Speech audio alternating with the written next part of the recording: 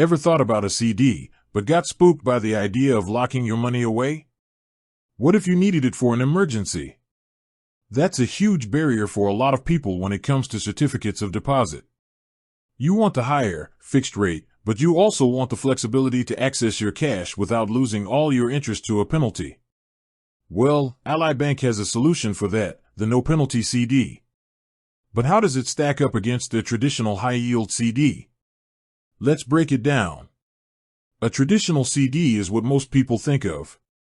You commit your money for a specific term, anywhere from 3 months to 5 years, and in return, you get a fixed, competitive interest rate. The longer the term, the higher the rate usually is.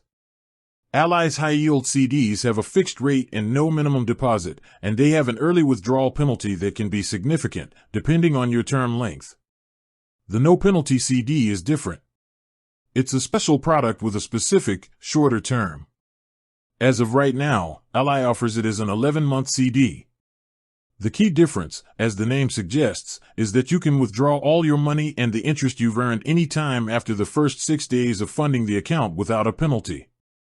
The trade-off for this flexibility?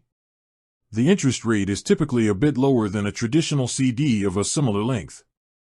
So, how do you choose? Think about your savings goals.